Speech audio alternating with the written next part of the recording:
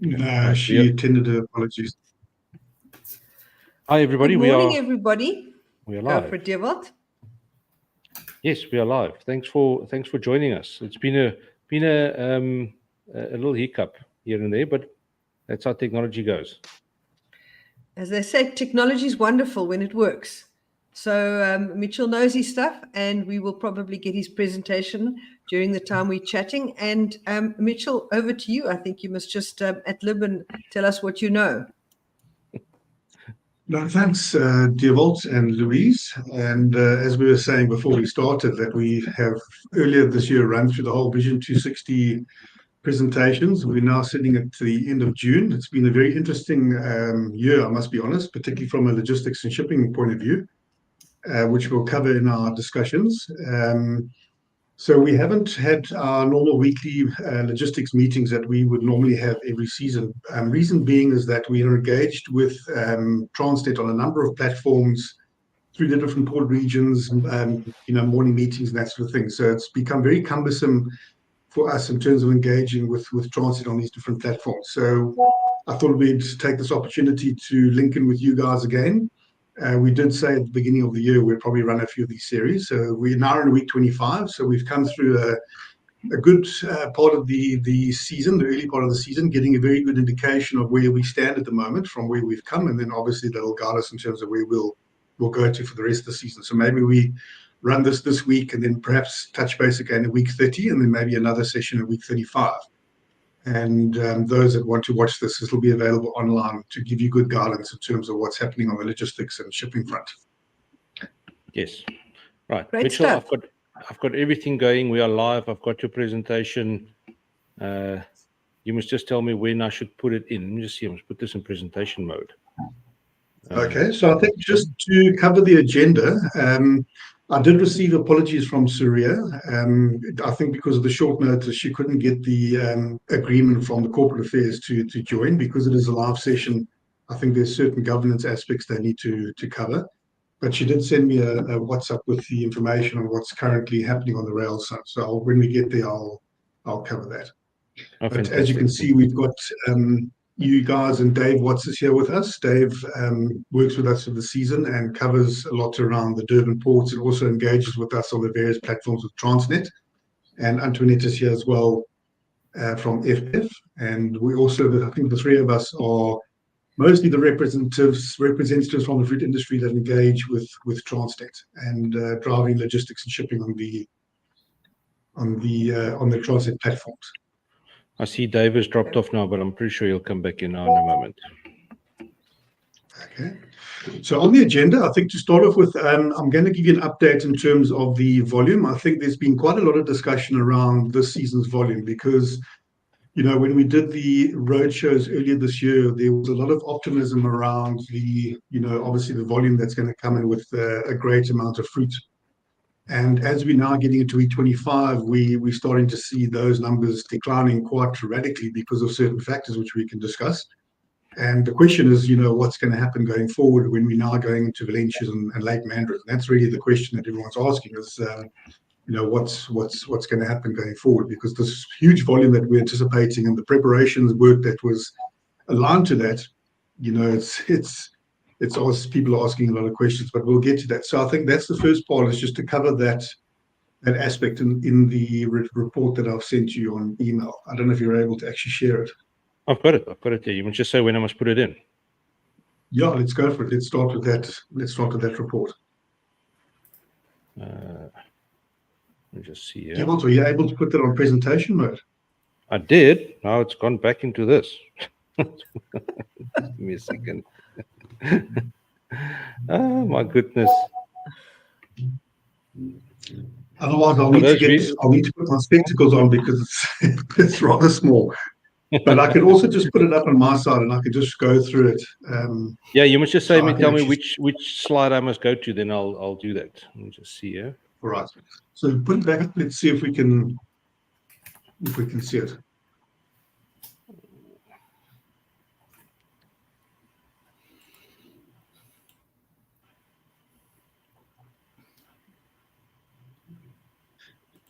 Are you also battling to share the screen? We're having this technical problem this morning. There you go. I see it coming on. So I think in the interest of time, let's just go with what you see there. I can just talk to it. I'm going to go through it on my side so I can see it more clearly, and I'll just tell you which slides to go to. So let's go. And Mitchell, will it be available afterwards for people to get it?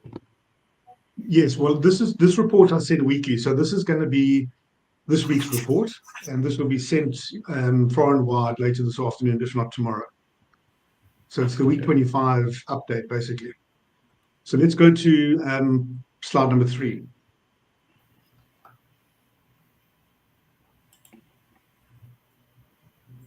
There you go. So basically what we're seeing here is the estimates and the current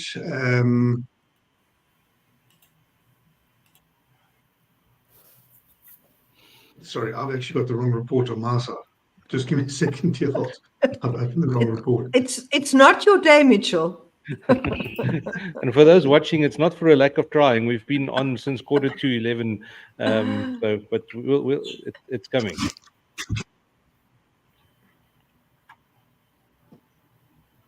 That's very interesting.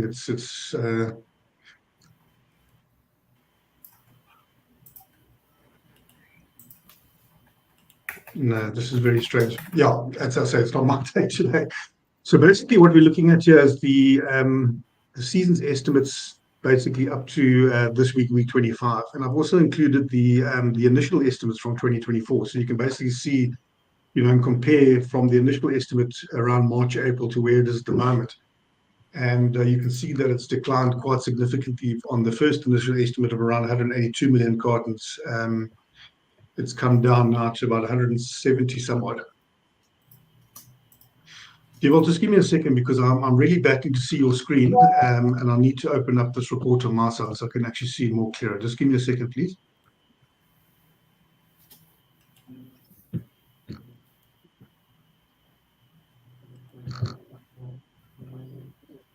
Okay, that's better. I can now see it on my side. Okay, so the estimate at the moment, as you can see, has now come down to about 170 million cartons from 181 million cartons. If we talk about it from a regional level, the Eastern Cape, we had an initial estimate of 52 million cartons. You can see that it's come down to 48.4. And the reason being that you can see the Valent navels have dropped down quite significantly, almost 2 million cartons. And the lemons come down by about 800,000 cartons. So we're sitting at about 48.4 million cartons. So I think going forward is obviously on the Valencia front, you can see there's already been a decline of somewhere close to 1 million cartons on the Valencias, and the soft citrus sitting very much still intact with the initial estimate. So you can see it's been quite a radical reduction there. What reduced those numbers so significantly? Well, I think overall, I mean, let's talk on each region. So I think if you take the grapefruit overall in the north, there's been reports of smaller sizes, quality and colouring and that sort of thing. On the navel front, it's most definitely some impacts of the orange juice price where, the grade 2s and processing fruit, which would have been exported, is mostly now going towards the juice factories. That's reduced it quite a lot. There's also been very widespread talk of lack of colouring because of warmer temperatures, smaller sizing fruit. There's been some hail damage in the northern regions as well. So the navels have really had a very big reduction based on those specific factors. The lemons as well, I think in the north, the early part of the season, rain had a big impact up in the north on the lemons. And also down the Eastern Cape, you've seen the recent rains that have happened there as well as the Western Cape. So lemons have really been, I think, had an impact on that front. And I don't know how buoyant the markets are at the moment for lemons overall. And then on the soft citrus front, the early season soft citrus, I think, has been mostly intact. I think now what remains is the later mandarin season, obviously the Nadurkots and the tangos and that, which still is showing a very high estimate overall. And then the Valencias, I think I'm waiting for some feedback this afternoon just to see where we're going to go with Valencias. It may have a similar sort of result of navels in terms of the, moving more towards juicing orientated because of the pricing. I think everyone should be familiar with what's happened in the international juice price. And then obviously the quality, some quality issues and perhaps some colouring issues and sizing issues. But I'll get a bit more feedback this afternoon to see where we stand there. And then just looking at the northern region, you can see that that's where most of our focus was at 92 million cartons, up from about 82 million cartons previous years. And now you can see it's down to 86.4.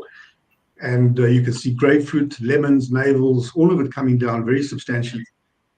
We still see quite a buoyant late Mandarin estimate for the northern regions. And then the Valencia, as you can see, has come down already by about 1 million cartons. So we're really focusing on that going forward to see what's going to happen, particularly on the Valencias coming out of the northern regions, and how that'll, obviously impact the Durban port, because I'll show you the slides now, but the early part of the season has been very, very slow, particularly in the northern regions down to Durban.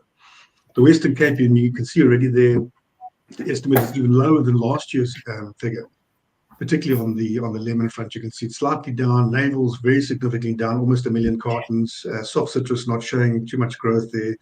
And then the Valencias, you can see, is down by about 600,000 cartons. So that's where it stands. So I think the orange focus group is going to meet again next week. And then I think the lemon focus group will then obviously also have to have a discussion about what remains there. So that's really where it stands at the moment. So yeah, a lot of discussion around what was initially put out to what we're seeing at the moment, and potentially where the volumes will go for the rest of the season. But still, last year was 165 million, and it's sitting at 170. So, definitely higher than last year. But let's see what the rest of the season holds. Yeah, you guys Mitchell, have any questions around that? Yeah. An observation from my side: it's no wrongdoing on the prediction side. It's nobody would have known what would have happened to the juice price in terms of orange juice and things like that. So, am I correct in saying that? Yeah, you're 100% right. No, you're 100% right. So when I have a discussion on the forums, particularly around Vision 260, the volumes that have been projected there, and a lot of investment that's been made behind that, increasing capacity, particularly at the ports, transit port terminals, bringing in reefer capacity, shipping lines, bringing in containers. As I've mentioned, we got to understand the nature of the product that we're dealing with, and the different factors that can influence this product, positively or negatively. And those factors are mostly out of control. And obviously, in the early part of the season, you may have a very good projection on volume, and then obviously as the season runs out, you're starting to see these impacts coming in. So yeah, that's where it is at the moment, unfortunately. And I would say it's better to be over-prepared than under-prepared. Well, it's yeah. I mean, look, I've been saying that it's very difficult for us, because on the one hand, these investments in capacity, and particularly the reefer plug points and bringing in empty equipment from the shipping lines, it happens very early in the season to obviously make sure it's available when it's needed. Those investments and those allocations are done according to the estimates, and if it doesn't happen like that, then they left in with surplus capacity, surplus equipment. But the real challenge really goes into subsequent seasons, when we have to have this and we have another discussion about this, and then they go back to the previous season and say, well, we had all this in place which didn't materialize. We run the risk of having the same situation. So it's a discussion. I was actually chatting to Justin this morning. We really need to have a good view on this, particularly for subsequent seasons, so we have the right amount of equipment and capacity allocated to what we see coming in. It's a very difficult one. It's a very difficult one, because otherwise you end up, the whole cry wolf thing. We need it. We didn't use it last year. No, we're probably not going to need it this year. And then that's just when you will need it. So it's a difficult one. Well, there's the thing. So that's why I'm trying to get a perspective on the balance of the season, because let's go to slide number 4, Devil. There's actually interesting detail there. So there you go. That's the northern region's production for principally Durban. So look at the early part of the season. You can see that those bars lower than the lines, and Durban port has been very quiet. You can see the last 3 weeks been down quite a lot. We'll look at the stock just now, but the Durban cold store guys are just saying, where is the product? It's just not there. We know there's been additional capacity that's been brought in for the season based on estimates. So, and then looking at the balance of the season, you can see that the Valencia estimate is still very high, as well as the late Mandarin. So, we're hoping that the rest of the season will basically go into this sort of number, so that we can get the full utilization of what's been made available in terms of capacity and equipment. I was driving down the south of Durban. There's a lot of containers empty containers waiting to be exported. So yeah, let's hope that we get very good volume coming in the balance of the season. So that's what it looks like from the northern regions. You can see that it's completely out of sync with what we've seen in the past. Mitchell, And tell me quickly, again, I mean, Dave, yeah. this I'm looking at the graph. This very sharp drop in 2021, was that when the riots happened? You know, these up and downs, the ones that are sharp are, yes, as you say, I mean, it shows you disruption factors that have happened over the last couple of years.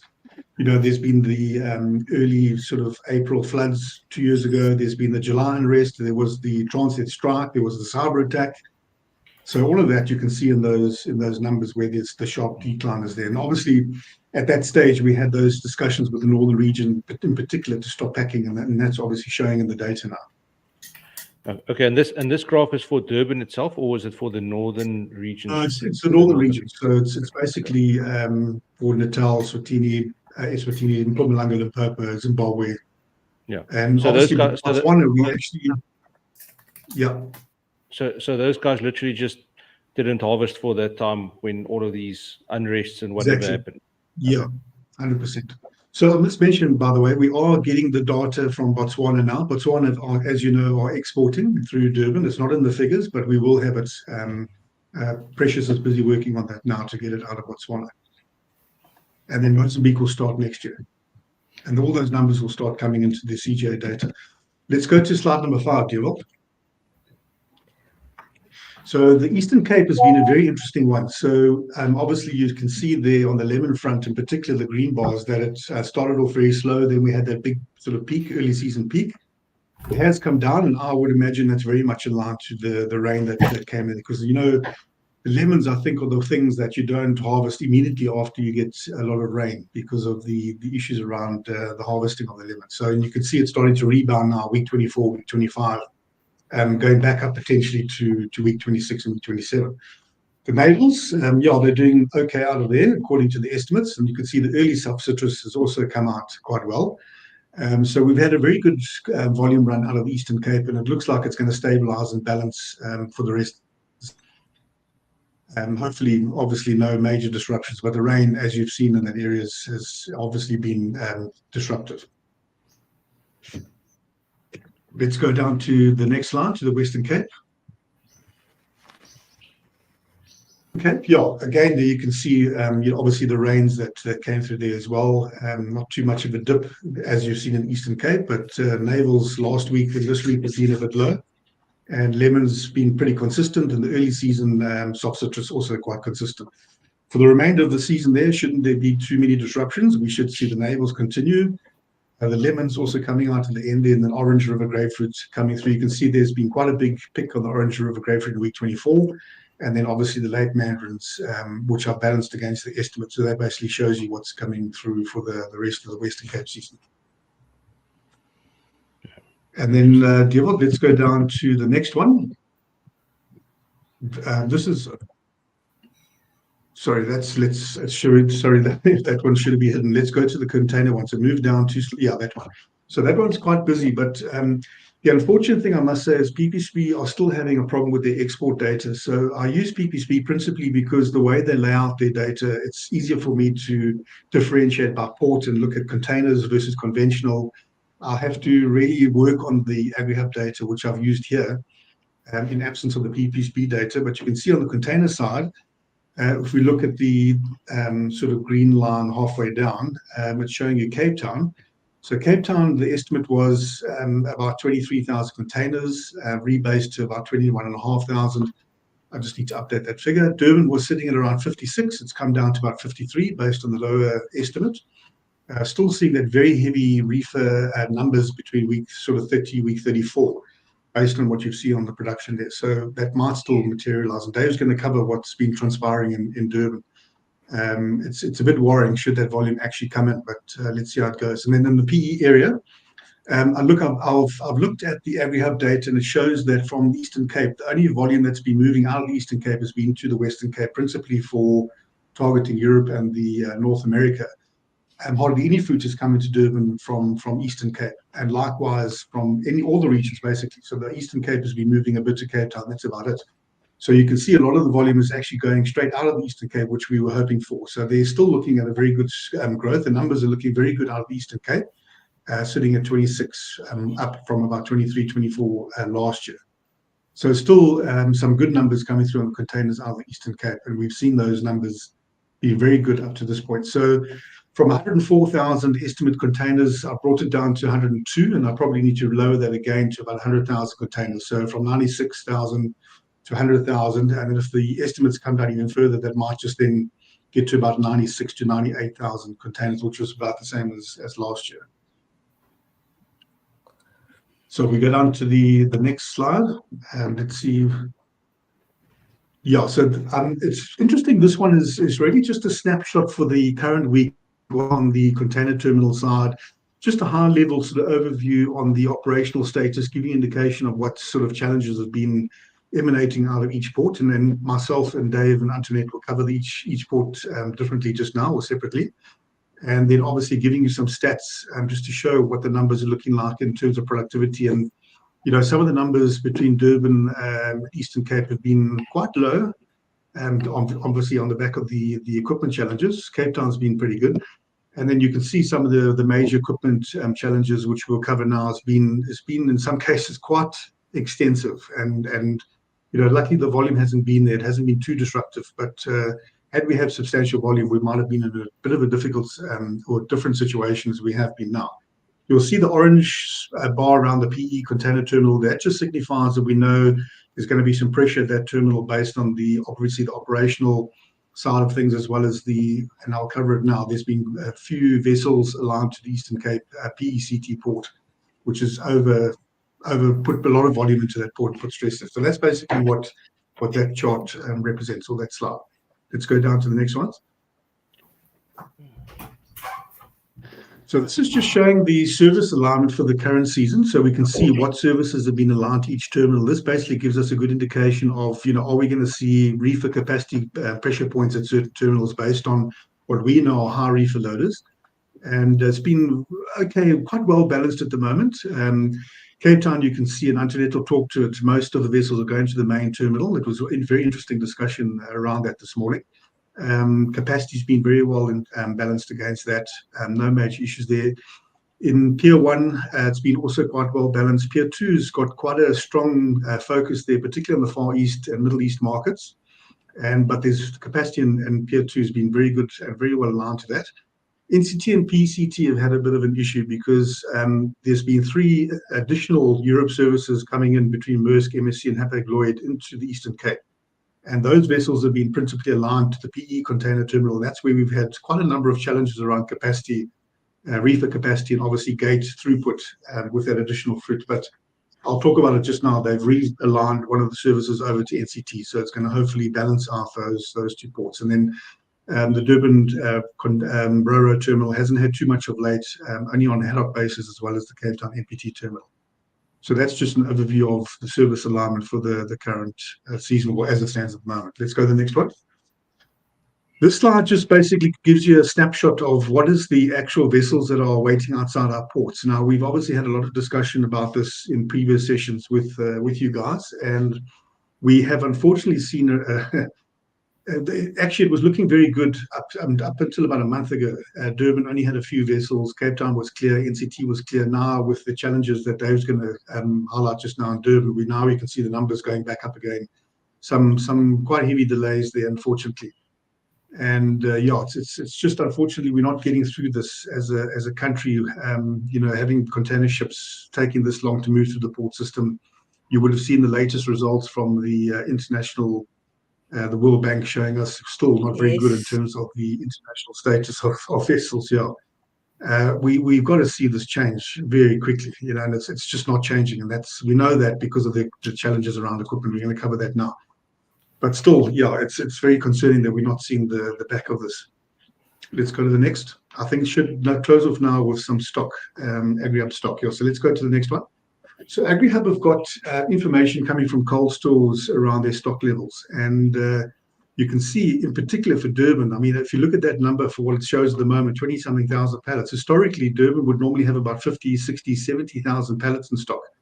some of the cold stores are sitting with 10-15% occupancy on their stock levels. So they really are saying, listen, we need the volume to come in, and hopefully that's going to come with what we're seeing on the Valencia and Mandarin side. Eastern Cape has had really good stock levels, fruit flows moving through there, as well as the Western Cape. You can see mainly on the Mandarins. And then it just gives you a really good snapshot of what sort of markets are sitting in stock, and then what is the dwell times, giving us an indication of how the fruit flow is happening. Let's go to the last slide. Yeah, there you can see it based on the actual fruit volume by commodity. We can see the grapefruits coming down, lemons, and then the oranges starting to come up now with the navels, and Valencia's getting into stock. And then you can see the market split between the commodities. So I think that's basically all in terms of where we are with the reporting side of it. And I'll send this out later this afternoon. Have you guys got any, or do any of my colleagues have any inputs they want to make on this? I've got a question around volume? I've got a question. This is all good and well. We look at cold stores, and the cold stores are wanting volume, and obviously we know because they've got certain costs to cover. So, but what's the news from the growers? Because obviously they're the guys who are sitting with the fruit either in orchard or in the pack house. That must be what's coming from them. Well, that's really where I think the variety focus groups. Let's close the slide, Dewald, and go back to video mode. The variety focus groups are really central to that discussion, and Portia's invited me to all of the latest ones, so I can listen to what they're talking about in terms of their volume, some of their market dynamics, and some of the interesting quality characteristics. So I don't really have that information, but I should have it by later this afternoon into next week when the next variety focus group meetings happen. Okay. Are we good on that one? Yeah, I think so. Right. So let's move to the next one. So as I mentioned, Suria wasn't able to join us today. She had to get corporate affairs permission to join on because of the platform that we're on. But she has given me some stats on the trains. Now, as you know, we have a very strong focus on rail transportation. I think we covered that quite extensively in the Vision 260 sessions. And yes, this year the volume's low, and even if you look at Suria's report here, you can see the volume has obviously had a detriment to the train volumes because of the lower volumes, some of the disruptions that have happened there. But certainly, I've been on a number of Transnet strategic platforms of late, and I've been saying why rail is so important for not only for us as a citrus industry, fruit industry, but for the country overall. And we still, as we've had that session with Jan-Louis Spilstra, we're waiting for the network statement to be finalised. We're waiting for the entrance of private operators to come into the rail space, so we can start, really putting some emphasis and gaining traction on the rail front. So we're still in that phase and waiting for that to happen. But anyway, so just on the operational status at the moment, we know that Bella Bella is obviously one of the most significant operational reefer units coming out there. They had quite a big estimate for the current year, running 3 trains per week. But I think with the naval issues that have happened there in Lemons, obviously it's detracted the movement on rail. So she's saying it was a very slow start to the season. They're running 1 train. The first train came in the first week of May, and 1 train per week has been going on since the 16th of June against what they've allowed to 3 trains per week. So you can see how you plan for certain things, and when the volume just doesn't materialize, which is mostly out of our hands, the plan doesn't materialize. But at least the trains are still operating, and that activity still happening. City Deep, they have installed 2 trains at City Deep. I will be going to City Deep, and I think Antoinette will probably be joining me as soon as the Valencia's kick off. I think they're going to start that operation, and we'll go and have a look at the cold stores and the City Deep terminal, see how it all operates, just out of interest. And then she's saying Balcon, capacity for 2 trains, also very slow start to the season. 1 train per week is going from Balcon. I don't know if Antoinette has got more along the side there. And then Bayhead has got 1 capacity for 1 train, that's in the Durban area, running into DCT. So basically, that's what's happening at the moment. So so again, it's a bit of a sluggish one on the rail, unfortunately. But I think given some of the challenges particularly on the northern regions production, it's obviously having an impact on the train operations. But I'm going to be working quite extensively with Transnet on implementation of a rail, platform for going forward, aligning to hopefully the automotive industry and trying to make a really meaningful contribution to the rail on the citrus side, aligning with other sectors. Because I think going forward, when we do get towards the big volumes, Botswana coming in, Zimbabwe coming in higher numbers, as well as all the growth in South Africa, that we're still going to go very strong on that front. Yeah.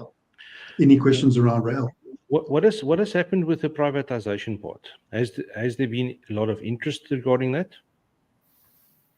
Unless Dave has something to add to that, in my view, it seems that everyone's busy waiting for the finalization of the network statement. I know I wasn't able to make it, unfortunately, but they have had the roadshows and consultation sessions on the network statement.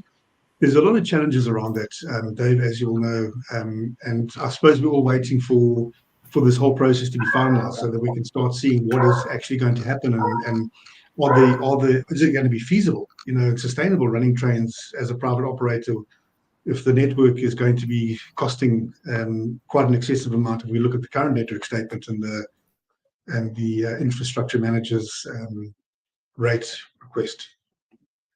Dave, have you got any comments on that one? Yeah, yes, I have.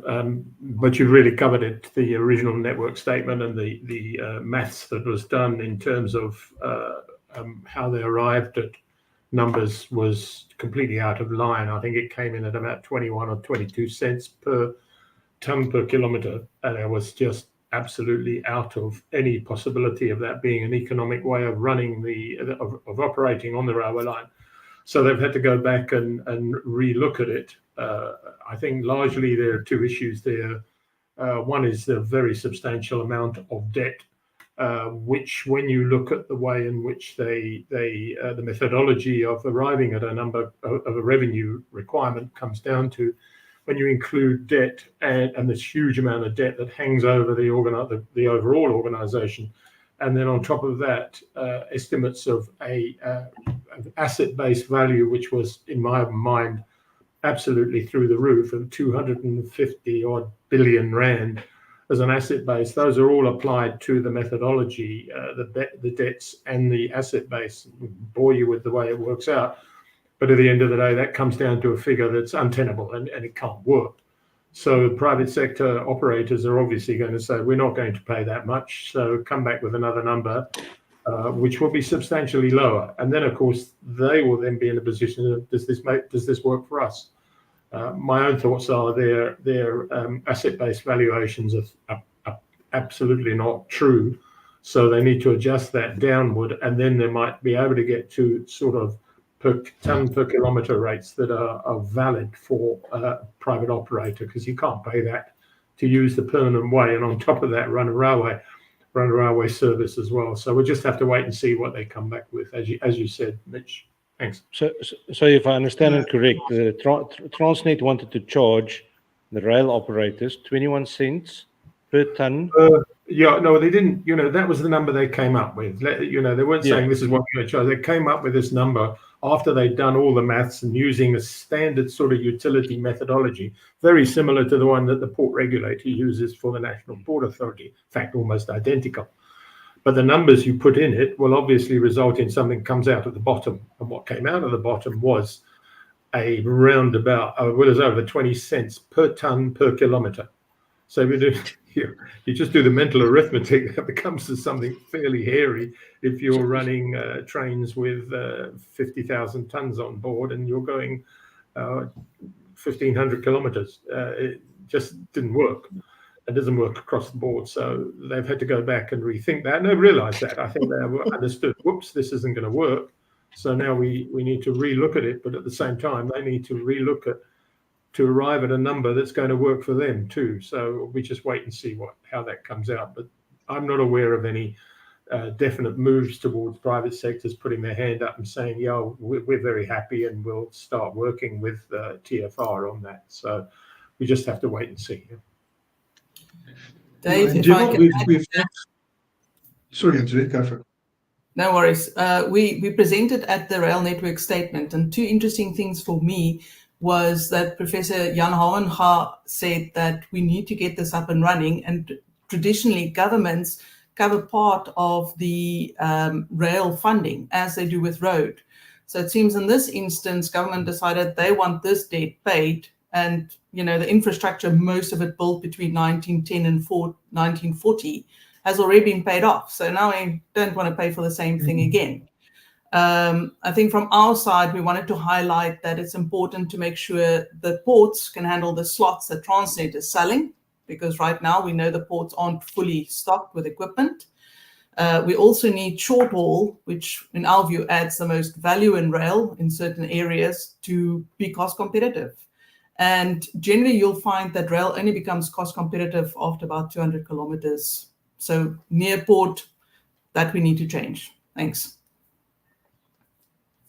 Yeah, Devil. So in the interest of time, to close off there, with Jan Louis giving us that session, I did mention there that in the interim, while we're standing by waiting, is to do a national assessment of each of our regions, and maybe we should combine that with fruit. I think that'd probably be a good idea. Looking at, we know where the main lines are. What are the lines going into some of our more regional areas, and what is the condition of those lines, and what would it take to implement those lines, and are we able to run a sustainable, feasible rail operation from those areas, or can we consolidate in areas which make more sense to consolidate? So I've spoken to Paul. We're going to probably try and work on that as fast as possible. So when we do have it, we at least can present which areas are sustainable and feasible in terms of the approach to rail. And those that aren't, we then got to make another plan for some sort of more focus on making sure the road networks are in a better condition, able to handle the additional traffic. And as I mentioned, that meeting potentially is a very key area for me in that particular regard, given their growth rate and knowing their road conditions. Okay, and I'm pretty sure here's $1 million question that everybody that's listening or in the industry has got, is that with our brand spanking new Blue Wildebeest government happening, what's going to be the story with that? Has anybody heard anything of who's going to be running the Transnet portfolio or the harbors or anything like that? If you've got inside info, you don't have to share it publicly, but if you've heard something, please feel free to share. Actually, I had a call this morning, and the same question came our way, and I said, well, I mean, let's be hopeful that we get somebody. I'm not judging Minister Gordon or anyone that's been in the portfolio, but we really, on the public enterprises front, we need to get somebody very strong and focused on understanding the challenges that are existing in the rail and port networks, and are able to sit with Transnet and Michelle Phillips in particular to make sure that whatever's in place is going to be continuing to see the back of the challenge that we currently have. So let's hope we get it. Maybe Minister Gordon will stay, I'm not sure, but if he's to be replaced, let's hopefully make sure that we get that person with that ability to carry on the current processes. And there's a lot of finance that needs to be given into that environment. Yeah, there's been articles going around about on the internet here that apparently the Minister Meyer from the Western Cape is in a good running to be the new Dalrad head. So, there you go. Yeah, I think there's some very key portfolios for industry that would be excited to get some some really good, strong people in those environments to change situations around. But let's see. And I must say, it's actually very positive what's coming out of the current government mix at the moment. It could have gone one of two ways, and it seems to be going in the right direction. So it's very comforting and reassuring for me in particular as a South African. And I'm guessing many of you feel the same way. For sure. Just my understanding is that the Department of Public Enterprises won't exist from this new government. That was I think the decision that the president made in the last government, that they would no longer have a DPE as such, and they have formed, and I believe it's a legal entity now, a company that will be the shareholder, a separate company as it were, that will be a shareholder for the state-owned companies such as Transnet and Eskom. And my also understanding of that is that management of Transnet would move to the Department of Transport. So that's sort of, I don't think it's any secret that I thought that was fairly public knowledge. Certainly that the DPE as an entity would disappear. We'll have to wait and see now with the new government whether that's what they do. But I think it'll be under, even if however, that administration of those state-owned enterprises will be under a different entity. Let me put it that way. Yeah. Devalt, we are sitting 11:45. We still got to get into the meat of the meeting around operations. So maybe we should forge ahead. Yeah. Go for it. Great. So I think the next part of the agenda is just asking Dave to come and give us his perspective on what's happening in Durban. And just to start off the discussion based on what you're seeing on the production side, we haven't felt the major pressure through Durban, although we have felt the pressure around the operational challenges that Dave will cover now. Had the volume been there, it might have been a different situation. And if the volume is due to come in terms of, potentially what we're seeing on the balance of the season, we could still see some major challenges coming in. But maybe that volume will not come, but let's see how the situation goes out. So over to you, Dave. If you can give us the current perspective, and then how do you see things until we meet again in week 30? Thanks, Dave. Yeah, thanks a lot, Mitch. Hi, guys. Yeah, I think sort of trying to talk about, especially our terminal here in Durban, I feel like I'm talking about, giving you an Irish weather forecast. Today, it's going to rain, the sun will shine, you'll probably have hail, and there'll be snow. That kind of forecast, because though things get better in our terminal, in both our terminals, or Pier 1 less so than DCT, then they get worse. So we were in a really poor situation, and not referencing reefers here, I'll speak to those in a minute, in a really poor situation over last weekend. It was really desperate in terms of getting, especially on the land side, to some degree on the water side as well. And now this morning and today, things have improved considerably with equipment. We are up to this morning 52 straddle carriers. We were very, very low last weekend at one point, really low.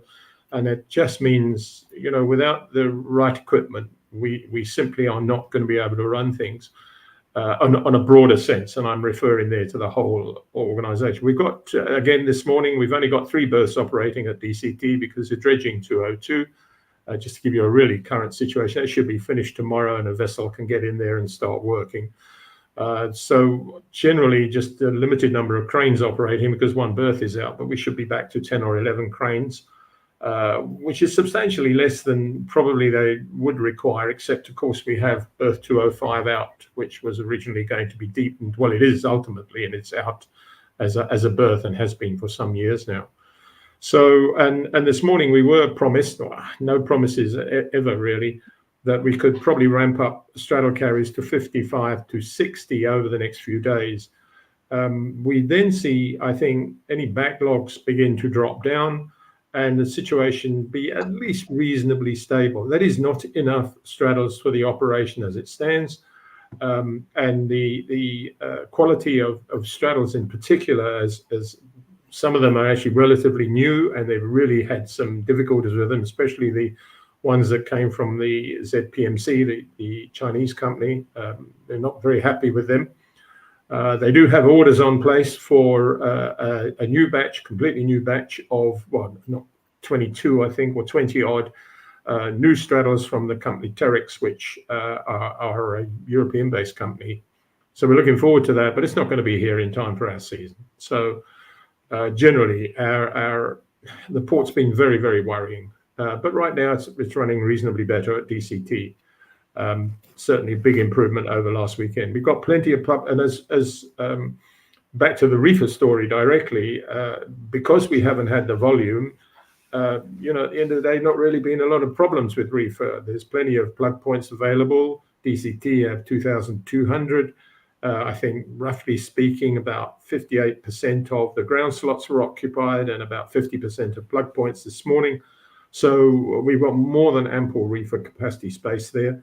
And as is the case with both piers, there's a real attention to reefer, and one has to hand it to everybody out there. There's an understanding how important citrus season is and how important reefers are. So the facilities for getting bookings for reefers are a lot better than it is for general cargo, for general GP boxes. You can, and CO2 steri reefers, you just phone, and generally speaking, they make a plan for you to bring your reefer in at both terminals. In fact, COT, you just phone through for a booking. Ordinary bookings, there's separate reefer slots available on a regular basis, on an hourly basis at both terminals. So you will always be some reefer availability there. And they assess the amount of booking slots they're making available for reefers in terms of, to some degree, forecast, but also pre-advices. So generally they're doing that, and it results, of course, in certainly so far, our reefer, I haven't seen any complaints. So that's a good sign, largely speaking. I understand that things are going reasonably well. You get the odd soul who wants a booking and can't get one, and the WhatsApp groups, which are a huge assistance, I think, and Mitchell's mentioned it earlier on, is WhatsApp groups. They have their ups and downs, and people can, some of them, they're perhaps sometimes too many, but they're very valuable when you've really got the ability to speak to people and get a response fairly quickly. So from a DCT point of view, I wish I could give you an answer to say that, yeah, we're running marvelously and we will do so into the future with the quality of the equipment we have, and the fact that it's not going to be in any way renewed during our current season. We need to worry about next year, but that's next year. I think we'll be in the same situation. Things will be good sometimes and then they'll get bad again. But at the moment, from a reefer point of view, at Pier 2, that's the big pier, we're doing okay. At Pier 1, the smaller pier, about 700,000 container TEUs a year, that's their sort of capacity. They're running quite a bit better generally. Ship waiting time at Pier 1 is quite a bit better than DCT. I think maybe they've got 1 or 2 ships outside. DCT have 4 or 5 this morning. They've also got more than sufficient. Well, I don't know, more than sufficient. They have sufficient. DCT have given them some of their reefer. I think they gave them about 180 slots, made them available to Pier 1. They're next door to each other, so it's practical to do that.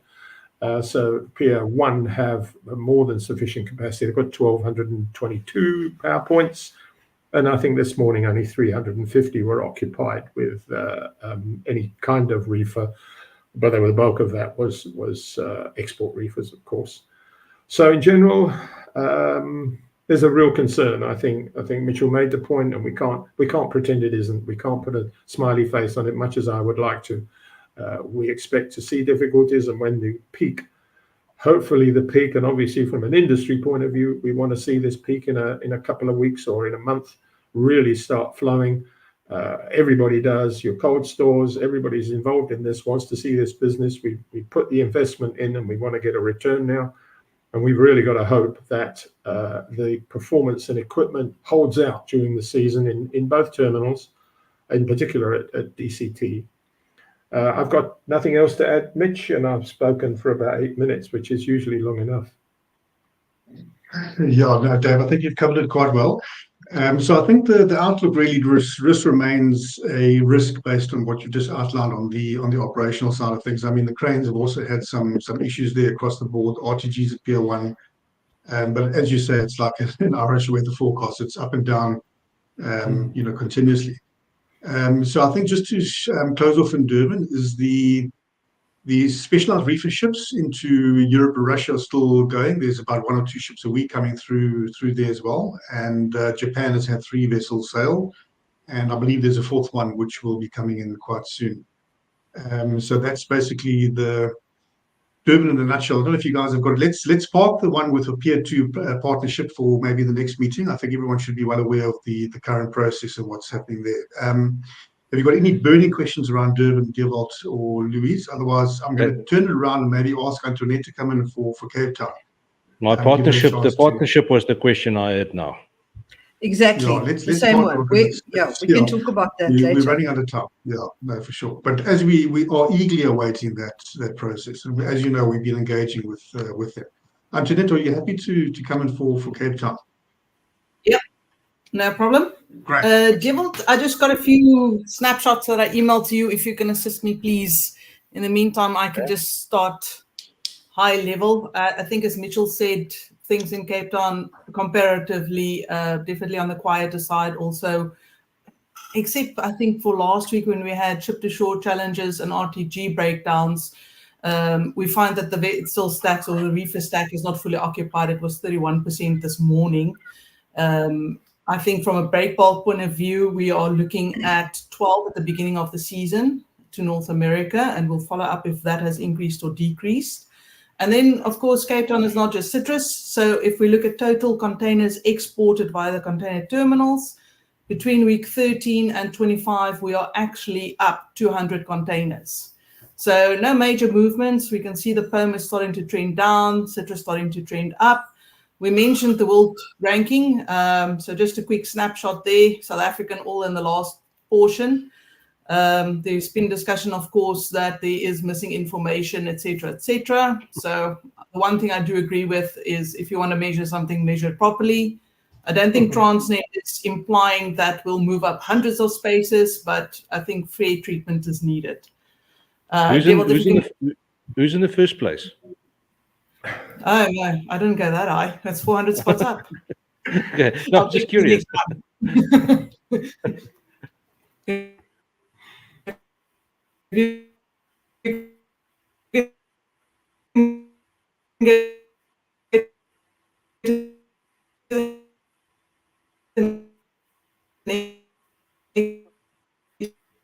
I think Antoinette is stuck a bit.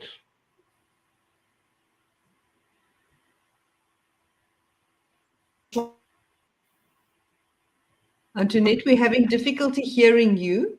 That's putting it mildly. Oh. Have we lost Antoinette?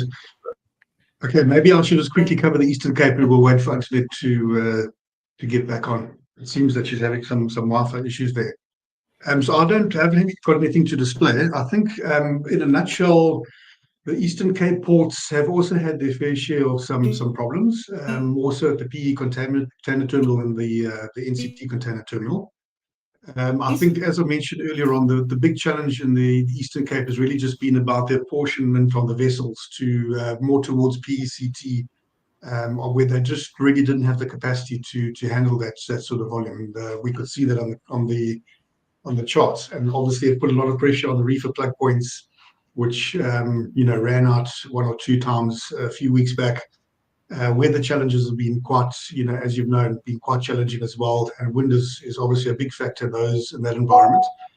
And obviously the PE container terminal runs a truck booking system, and that also caused quite a bit of constraint where the volume going into the terminal is just way higher than what the terminal could handle. And obviously the guys, when they pack containers, then they do their truck booking and don't get the booking slot. So you're finding 200-300 containers outside the terminal, and obviously they're waiting to get in. So we've had that sort of challenge at PECT.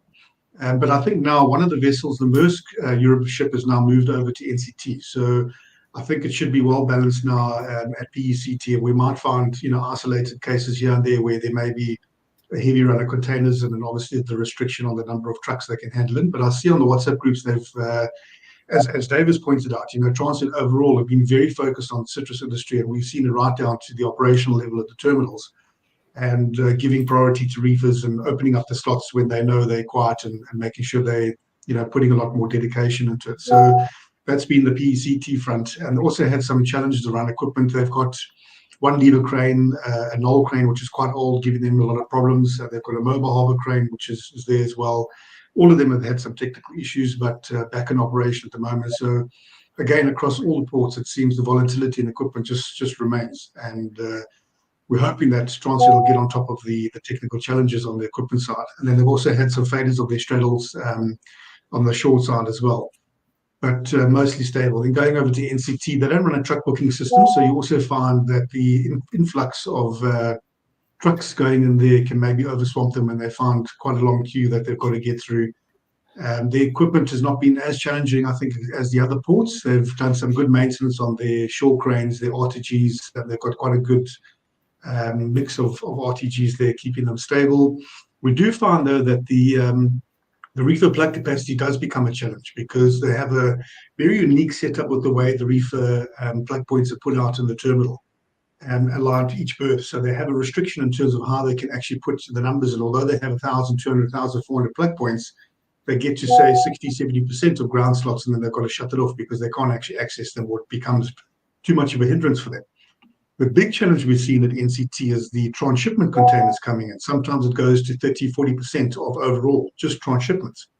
And as I pointed out in this morning's meeting with the region, that the dwell time on those transshipment containers are actually very, very high. And it's obviously swamping the available capacity, which we need for the export side. But they've given us reassurances this morning. They're going to relook at it. They're going to have a bigger, stronger emphasis on how they're managing it.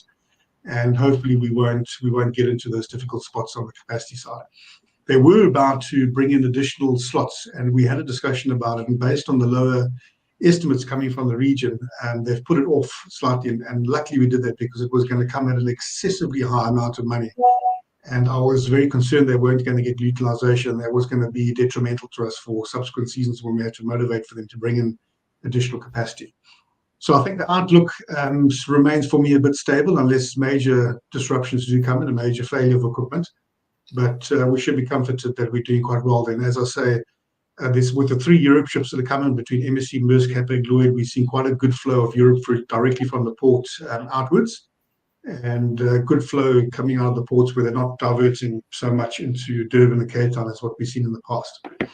So yeah, so I think we'll leave it at that for the Eastern Cape. And Antoinette, are you back on again? Sorry, we lost you. Yeah, thanks, guys. Yeah, maybe I should give it a go without the presentation. I'm just worried about, or we can try it with a presentation.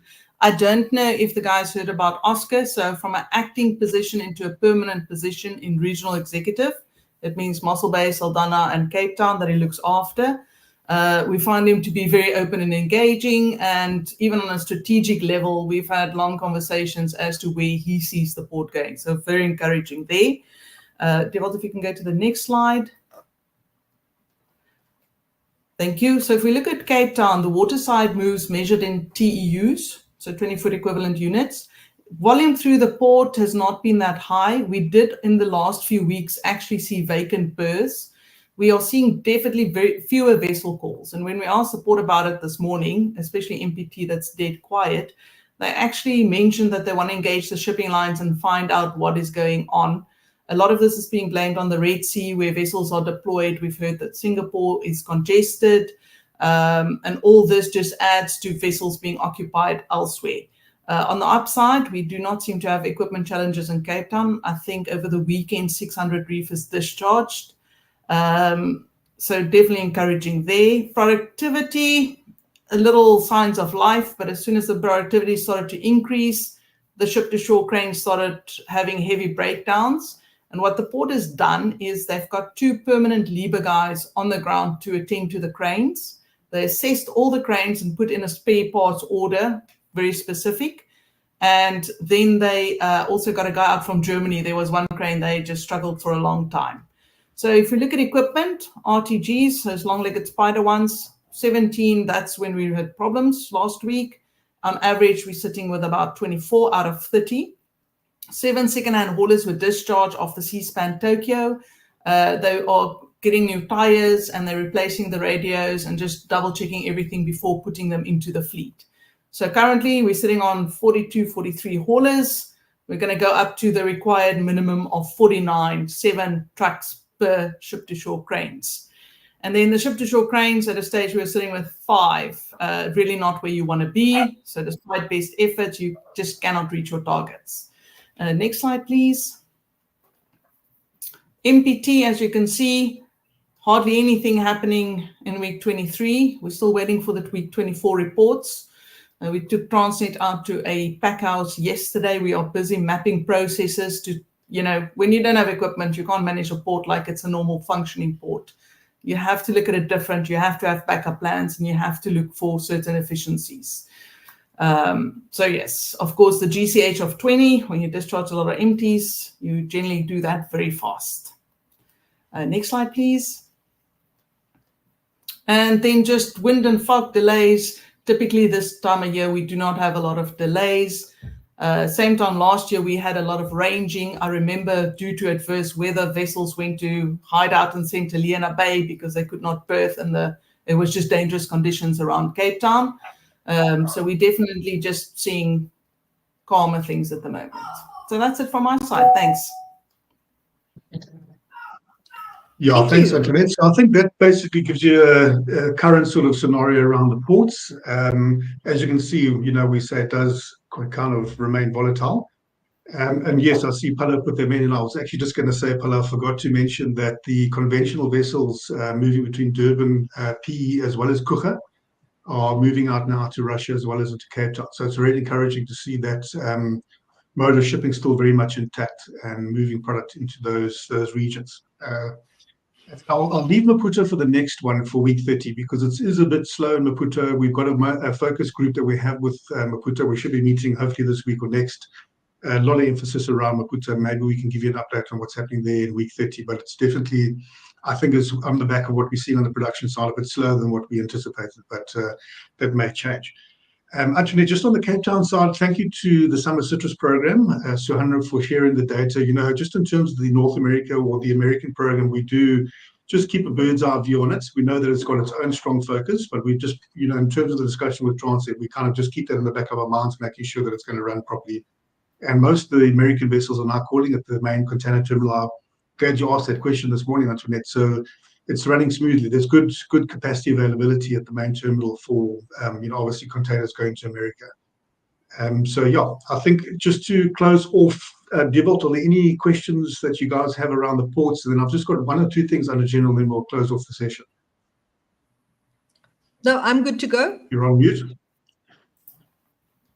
I think Dewald's trying to answer. Rookie mistake. So in terms of volumes, do you expect those volumes to start picking up more than what the forecast might be at this stage?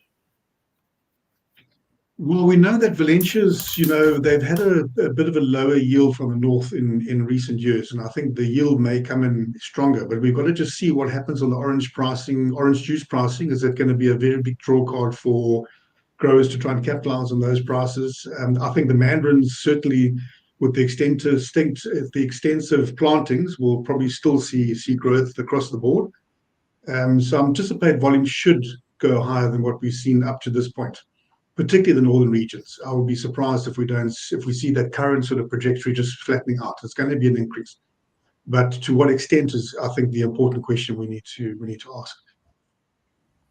So I think just before we end off, Dewald, I just want to say, as I mentioned in the presentations, I'd like to thank Transnet across the board for their, you know, their dedication to our industry. They've created these operational excellence centers. We have dedicated citrus and fruit working groups. We meet quite regularly through the weeks, and that's why I've said it's become quite cumbersome, and we haven't been able to do the weekly logistics meetings. We want to be active in those meetings, and we have a lot of discussions around the current operational status and what sort of planning we need to see, you know, coming out of the next couple of days. So that's really encouraging. There's a strong focus from Transit on our industry at the moment. That's really encouraging. We know the challenges, so we're grateful for that. And then again, as Dave mentioned, you know, the WhatsApp groups, also extensive WhatsApp groups, and specific ones that we have discussions with operational people at terminal level in Cape Town, Eastern Cape and Durban. They've been extremely valuable for us in terms of being able to, you know, transporters having discussions with booking desks and operational people to service trucks that are delayed and get truck bookings and asking for stack dates here and stack dates there and that sort of thing. So that's really also been working for us very well this season. So thank you to Transit for putting those groups together. And it's without them, I really think we would struggle, I must be honest. So I think on those 2 points, I'll leave it at that. I know we're running well over time, and we'll see you guys in week 13. We'll, yeah, maybe those sort of points that we may have left out, we can have more discussion on that in the next session. Perfect. Thank you very much. It's been very interesting. Yeah, and thanks for choosing us to help you host this, get the info out. Indeed. No, thanks. I think it's a really great platform. Now people can, you know, obviously watch this after we've been live. I know there's been quite a few people who want to watch this once it's been made available. You'll make it available, I think, on all the different platforms. Yes, it's public. I think the session already has been very valuable, and yeah, I think people will get a lot out of it. And so if there are any suggestions, you know, particularly from information side, please reach out to us so we can provide if you need anything additional that we're putting out at the moment. And yeah, I think I'll leave it at that. And just to end off, sorry, to say, I still watch you guys, what you guys are doing. You're doing such incredible work on the, presenting the industry and the different aspects that you guys cover. It's really, really great. And I watch it very intently. Thanks. I don't know if my colleagues have got some closing remarks. Nice to meet you, Dave and Antoinette. Thank you for your inputs. Yes, it was. Yeah, I know. Nice to be here, guys. Thank you very much. Keep Right, up. is that it? Thank you, Antoinette. Right, is that a wrap? Yeah, thank you. Thank you, Dave. Thank you, Antoinette. And thank you, Louis, and the and thank you for everyone. Thank you. It's been very interesting. Okay. Thanks a lot. Right. Thank you. We'll catch you in week 30. Thanks, guys. All right. Cheers, guys.